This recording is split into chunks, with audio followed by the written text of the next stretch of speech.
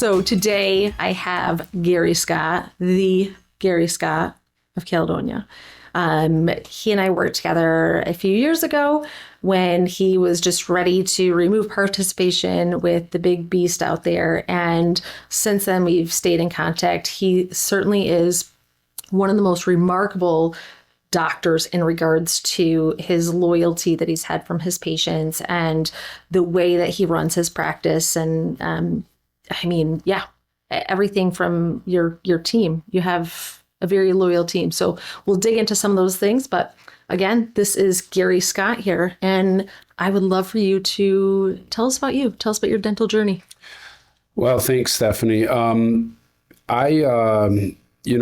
grew up, my parents weren't college educated, and my mom worked at St. Mary's Hospital in Grand Rapids, and she always thought I should be a doctor. And, you hear how difficult med school is and being on call. So I was like, that doesn't sound great.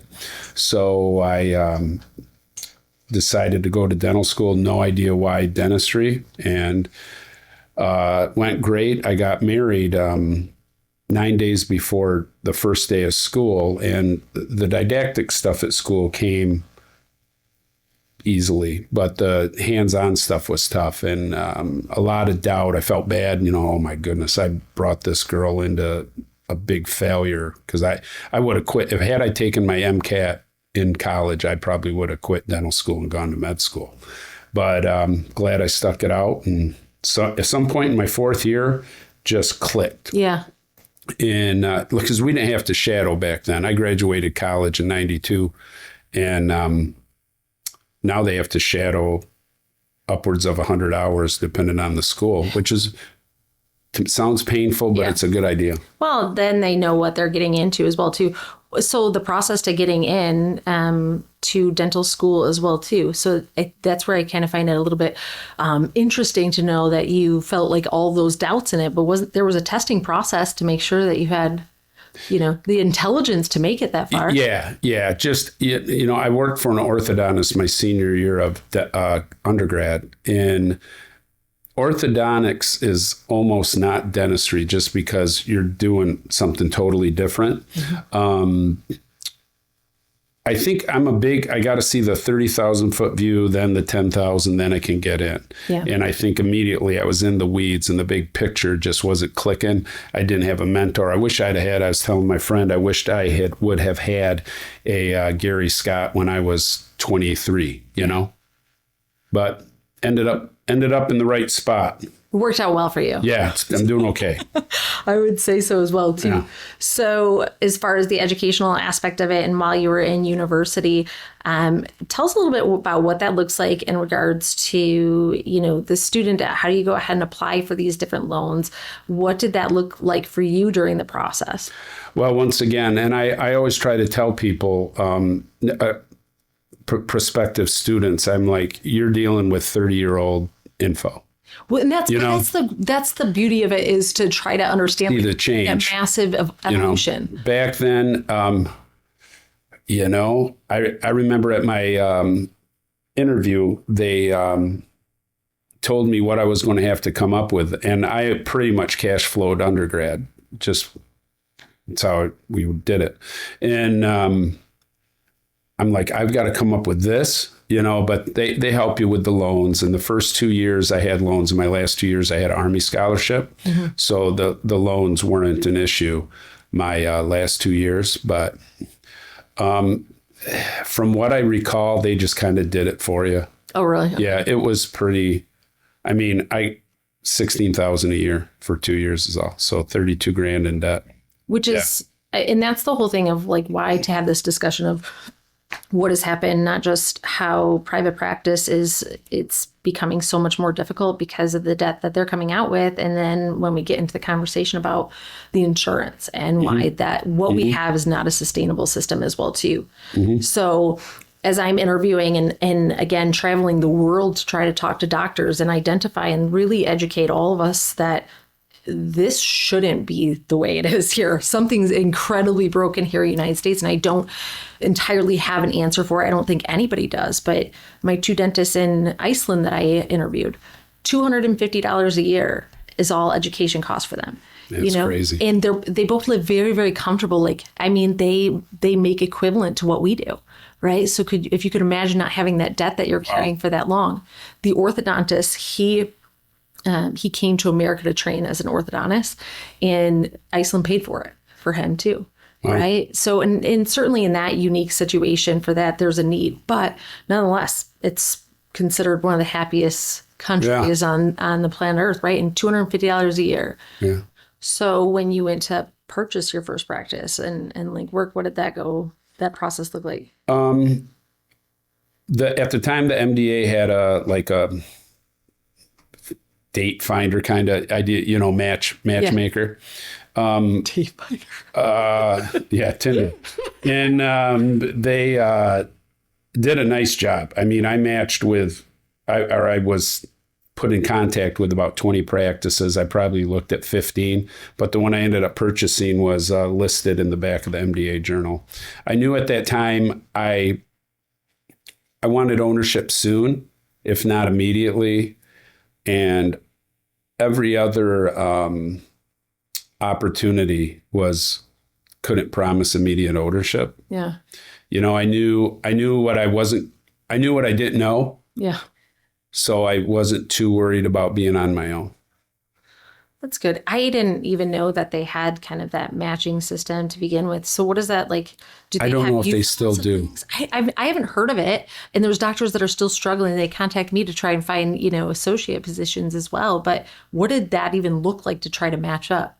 And it was pretty straightforward. I tell you, and too, little plug for the MDA. You get your dues back just in HR advice. Yeah.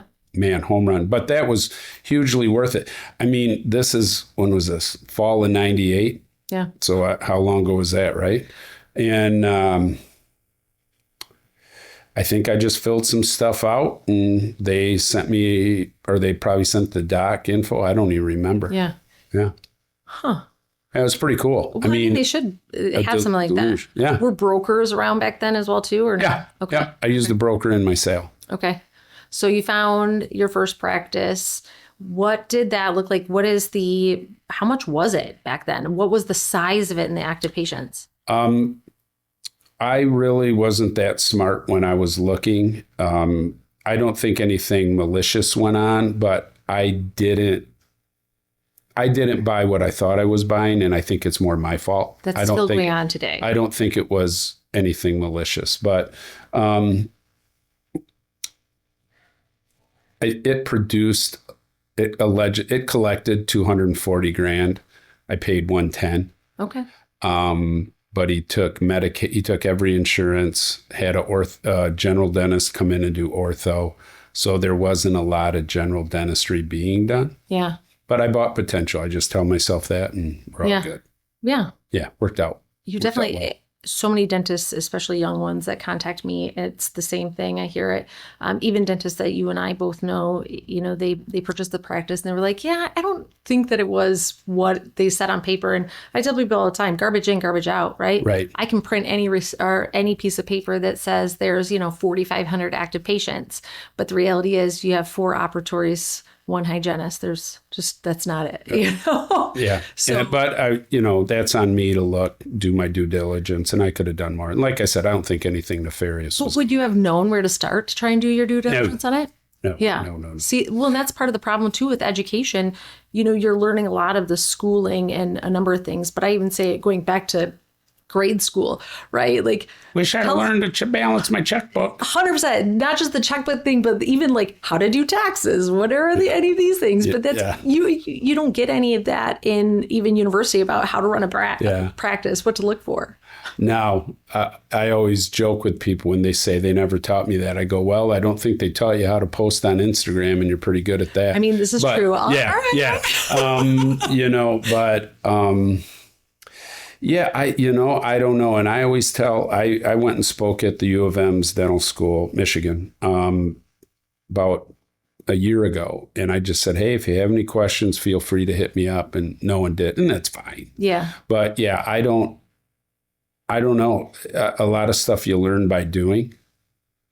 Sometimes if you use your own broker, they will help, kind of like a house, seller's agent, buyer's agent. Looking into it a bit more. Yeah. But yeah, I used the same broker to give me advice and used his lawyer. Just dumb.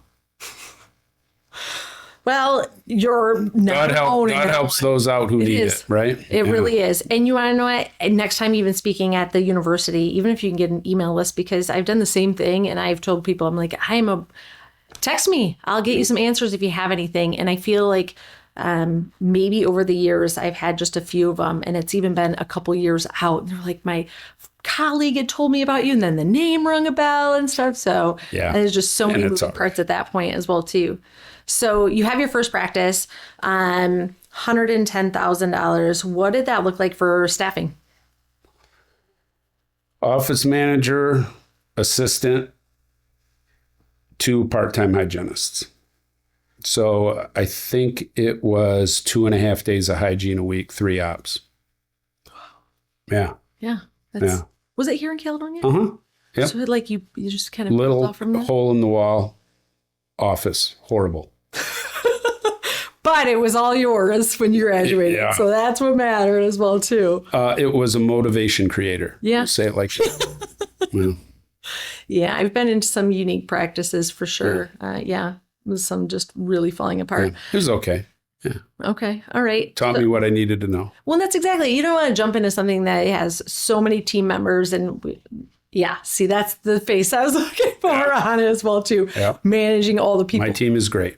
So your team really is great. Yep. However, again, there is something very significant to be said about generosity and where you are in regards to the generosity for even your staff wages and the benefits that they have allowable to you as well. That's really built into it. And that's something that has always stood out to me in your practice. Thanks. Yeah. Thanks. Your team genuinely believes in their doctor. And like I said, they're very loyal. Well, good. So at what point, how many years in did you outgrow your hole in the wall? About 4 years. Okay. I knew the day I bought it, I was going to have to move and build. Yeah. Yeah. Oh, so you built from the ground up? We built this, yeah. Like this building. How come I never knew this? I probably never told you. Yeah. So did you start out small and then make it bigger for anybody else here?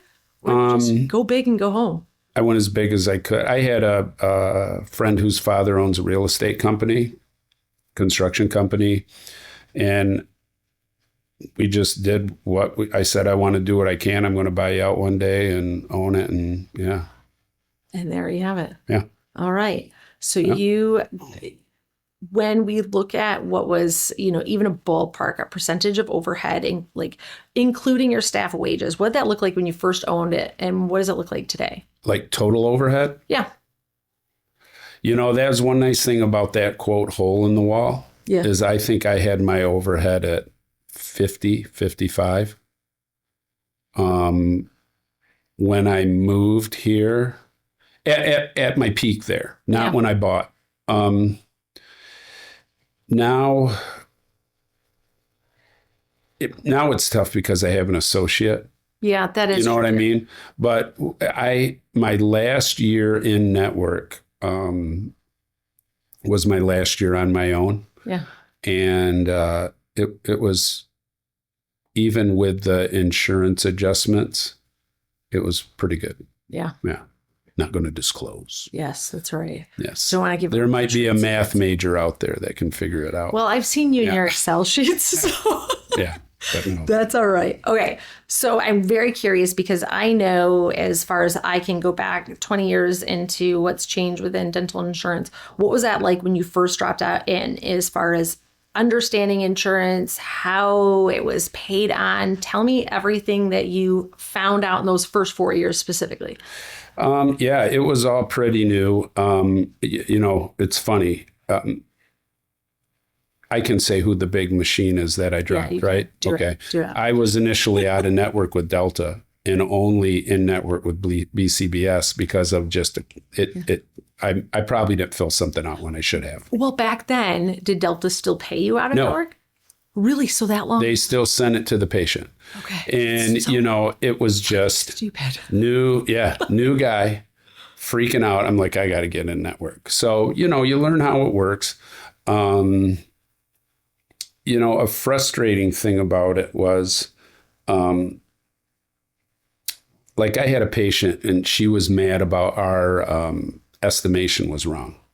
And this is the early 2000s. So internet wasn't, online things You're were going off of the facts that you may have received or the verbal confirmation. And she called the insurance company and said she was her. And she asked, how much will you cover for this, this, this, this, this? Boom, they told her everything. Then she called back and said she was an employee of my offices and they tell her nothing. So, I think that let her know that we're kind of playing with our hands tied behind our back a little bit. And, other things that have been really frustrating for me, that's stupid. Like if you have dual coverage, what's that, a carve out where if the first one paid anything on it, they won't pay something else. Yeah, then why do I have dual coverage? Amount. Yeah, yeah. Also some of the verbiage they use is intended to put us at odds with our patients. Like I just had one too. They downgraded a molar to a gold crown fee, which I kind of get, but the gold crown fee is less than the porcelain fee. And with the price, the last time I have CEREC, so I don't do much gold, any. Yeah. And my gold crowns cost more. So why should that be less? Random denials. Oh, you took a pano and bite wings, that's cheaper than what a pano should be. Those kinds of things. Yeah. So you learn, and that's why they have big buildings and I don't. Yeah. So billboards everywhere. We don't see Gary Scott going down the highway or anything. No. Well, it is. And so, I mean, I'm always curious about, like you said, the insurance and live in learning then. But tell me, over the years, as I've heard absurd denials or downgrades, bundling, tell me some different stories of where something has been denied and you're just like, what the hell? Yeah. So, is there a second grader behind that? I would be protected from a lot of it from my team up front. One of the dumbest one was, why are you doing an implant crown on that implant? And so I wrote on there, maybe I'll put a sandwich on it. Just stupid.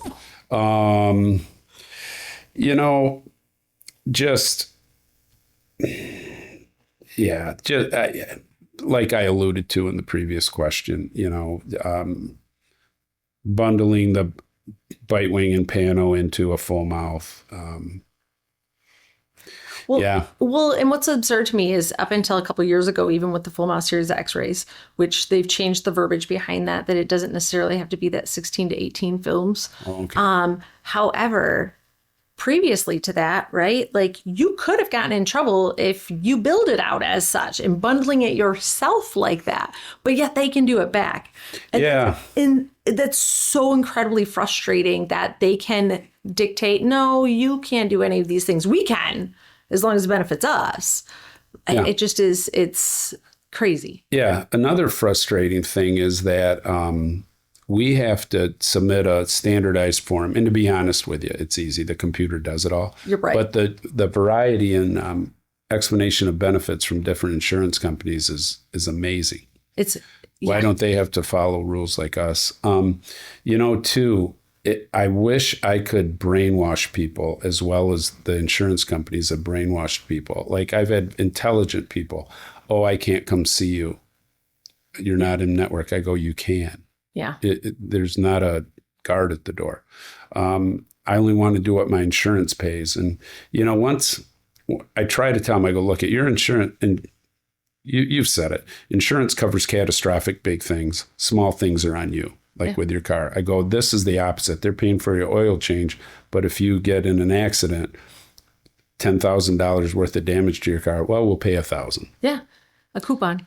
Yeah. So that's a tough thing to overcome. Yeah. Well, I think part of the problem as well, too, is they get this big booklet of their health benefits, right? And just page by page of stuff that they have no idea what to read. They don't know how to interpret any of it. There's 2 columns, in and out of network. And on network, there's just like nothing. Do not see them. Half the time, patients have no idea that their dental plan is anything different than their medical. And we're talking even medical professionals at the larger health networks here. They still will call up and say, I have priority health, right? No, you don't. So I think that that's also part of it is because they're looking at those two columns. Actually, I know it is. They're looking at those two columns that's on there. But I mean, on top of it, that I have insurance. That's great. You have insurance. You have a coupon that's been the same for the last 50 years. Yeah. And another tough thing too is, and I get it, if I'm a normal guy and I've got 3 kids and my wife and I come in and I've got to pay at the time of service and I get hit with a little chunk off of my cleaning, I get it. It adds up. I still get excited if I find $10 in my swimsuit in the spring. Right. What about the winter coats? There you go. Look at this. I'm rich. But what they don't, and I've told patients this, I said, our average patient's out of pocket is less than $800 a year. Or not out of pocket. Our average patient's dental expense is $800 a year. Yeah. It's not like you're going and getting I had a sinus surgery and it was $12,000 out of pocket. Yeah. So that's a tough thing to relate to. I would have to say it was probably like 15 years ago was the emergence of some of the umbrella plans, and Dentamax being one of the biggest players out there. When that kind of hit your way, there's a lot of dentists that they signed up for it because of, look at these great reimbursements, all of these other things, and how many we can get you X amount of new patients, right? What were your thoughts when those things hit your desk as far as... Well, those things never hit my desk. I remember seeing, we were in network with BCBS and that was they were in bed with Dentamax, right? Yeah. Right? But we'd get the Dentamax fee schedule thing, and you get the 8.5 by 11, and I would just go, you have got to be kidding me on these fees. These are ridiculous. No way. Yeah. No way. They just evaluated a client, and the reasons why we were removing that umbrella plan is they were increasing less than 1%. Yeah. Less than 1%. And it was absolutely insane.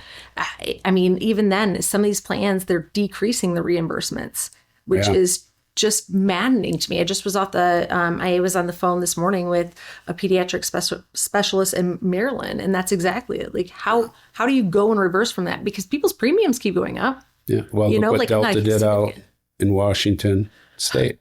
Yeah.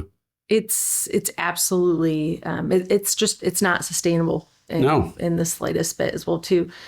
These umbrella plans, they overlap one another. So it used to be a little bit more straightforward, but now you could have Dentamax say that they're going to cover Blue Cross Blue Shield of Michigan, but not these two plans, right? And and it's maddening because the patients think that you should know everything about these insurances, and that's not. You can't even keep up with that. I can't keep up with it, and this is what I do for a living. Years ago, when we had 5,000 patients inactive and active in our software, we had 1,700 different plans.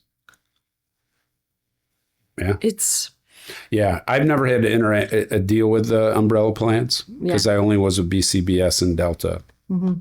Yeah. So, yeah. Well, and I feel like a lot of doctors as well, too, as soon as the areas became more and more saturated to do something to drive in those new patients, then you have consulting companies that's like, you can't survive unless you have X amount of new patients as well, too. So this working off from one another. However, I do remember Delta, who's not ever really been to this, the umbrella networks. It was probably in 2010 that they released letters out to patients saying, you're seeing a premier dentist. You could be seeing a PPO and saving X amount of money or anything. Yep. And so many doctors that have been in the game for as long as you have remember that. Do you recall when that happened and if patients brought that to you? Probably blocking it out. Yeah. Well, and that, you have a great team up front as well, too, that it probably diffuse all that. I could have. Stuff starts running together, Yeah. Oh, listen, I don't know what I ate this morning for breakfast, so if that helps. So yeah, your team likely stopped most of it, but it was, and it's all of these different tactics. I think even I recall communication or possibly you and I sitting down together, and you were showing me what one of your patients, what they had these arbitrary numbers for in and out of network for fees. And it's like, where do you get these numbers from? My fees are less than this and stuff. So it's just been these different scare tactics as well, too. Because in 2012 was when they had stopped offering Premier network fees. So this legacy Premier. Could be 14. Oh, maybe it was it? It's 14. Yeah, it was 2014. I got a Sorry. neat story about that. See, 2012 is when they stopped increasing the reimbursements. There you go. That's what it was. Sorry. Look at No, don't be sorry. See, I say these things over and over again. This still is just mixing in. Nope. And then in 2014, they effectively decreased reimbursements to doctors. So a doctor graduating with $30,000 of debt, had increases slightly here and there.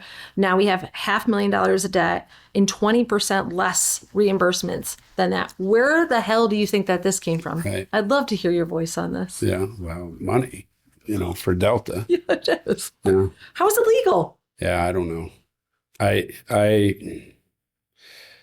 It's not truly insurance, and they do all those things to get around insurance boards and ERISA, right? And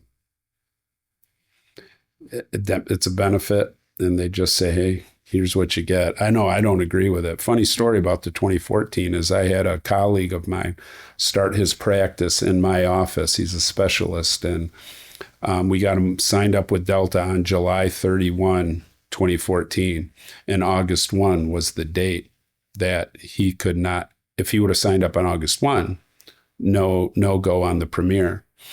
And they tried to deny it, and we had all the timestamps on faxes and all this stuff, and said, "Au contraire, mon frère." Yeah, yeah. So, Well, it's worked crazy. out well for him. Well, absolutely. And there's plenty of dentists that are out there that they graduated and then they served in the military. They graduated well before then, and they still wouldn't let them in, right? Yep. Like it is. It's sign up date, not graduation date. It's absolutely crazy. So, which thankfully for you, I mean, so now you've gone through, they've stopped increasing the reimbursements. If you were to have any provider care here, they would have to be PPO as well. When I first met you and you decided to finally make the move out of there, tell me how long you'd been thinking about removing participation, and tell me what was your final straw that you're like, this has got to be done. I thought about it for a number of years, probably 2014, 2015. But based on your time of life where you are, your situation is different. And the fear of losing those patients was tough. With the lack of increase in reimbursement, it's kind of like the frog in boiling water. If you're in the water, they turn the heat up. You don't get it. Yeah. You don't realize it. I always have been, I look at my numbers in depth, and looking at the continual rise. Now, our production went up, but the continual rise in Delta adjustments were significantly disproportionate. And it was due to the decrease in reimbursement. Yeah. Well, and you have numbers on it. I'd love for you to be able to, share what that looked like if you want to, from the years, because it's crazy to me. And for the listeners, I'll try to get a picture of that we can have on there as well, too, of what he's explaining, because this guy is a nerd with his spreadsheets, which I love. Thanks. Yeah. In 2010, Delta was about, what's tough is my software didn't lend me to break down my production based on which insurance plan. And it's tough because some people have dual, some people don't. But it was as low as 1% of my overall production. The highest was in 2020 when it was 13% of my production. So that kind of shows about a 11% increase, or 11-fold increase in the percentage of my production that they took. But I wish my production had gone up 11-fold. Yeah. Yeah, you won't be talking to me today. But my production effectively only doubled. So it was just and then in COVID, the kind of final straw, so to speak, was we had COVID, the mandatory shutdown, and I'd had the specialist starting his office in mine was a blessing for me. Among other things, I'm living there in the 9-week shutdown, I'm like, man, I'm doing okay. Why am I killing myself at work? Because at the time we were 4 hygienists. It was me by myself, 4 hygienists a day. And then during the school year, 7 hygienists every other Friday for 7 hours. And I just would do exams. And, that Friday was actually a pretty easy day, but it was the 5th day of the week of doing that, so it was tough. Also, the shortage with hygienists, I saw that coming. And I mean, one summer, I think for 45 work days, I had to find 52 or 3 subs. And it was very tiring. Yeah. And I knew, and I just knew it was time to take an associate on in the next couple of years. And I'm not going to play the game of the old man's in Premier, the young person's in PPO. How are we going to schedule all the deltas with the old man? That's not fair to the new person. Well, and when there's 65-70% of the patients are Delta, it's just that defeats the purpose as well too of trying to slow down or bringing anybody in. I know, and I remember when you and I first met. And by the way, I haven't noted. You're walking really well. And I remember making a comment like, dude, you see yourself walking down the hallway? You're going to fucking fall apart, man. Yeah. I hide it better. This is not physically sustainable for you to work at this caliber as well, too. Yeah. And so, it's not just the price of dentistry as far as, like what it costs to operate and all that. It's really hard on your body as well, too. I mean, dentistry's tough. People, I have many friends who aren't in dental and they get it, but they don't. Yeah. Yeah. Yeah. And I've had plenty of clients that have done something similar, and it's, you just cannot do it that way as well, too. So any doctor that was coming out, every practice had to have this massive administrative burden because so many different softwares are not equipped to go ahead and say, for this dentist, they get this reimbursement, and this dentist, they get this one, which increases your patient's just frustration because we can never get it right. There's around here and really honestly anywhere across the nation we're like $3 off and patients are just losing their mind. And like you had previously brought up, we're only as good as the information that we receive from the insurance company. I've had practices that will get back an email that just says tier 1, 100%, tier 2, 80%, tier 3, 50%. What's tier 2? What the hell falls into each one of those, and that's exactly it. And I don't think patients realize that that's, now add on to it 2 different fee schedules that are going on. Yeah. And so, part of this podcast is it's not just from the doctors on this side of it to, really feel like they are connected. They're not alone. They know that they're not alone, but also trying to identify some different paths for change that really has to happen. Because this is private practice dentistry is it's not sustainable at the rate it's going. So with that, we will wrap up this episode really quick. And I want to talk about DSOs as soon as we start recording again. Perfect. All right. Excellent.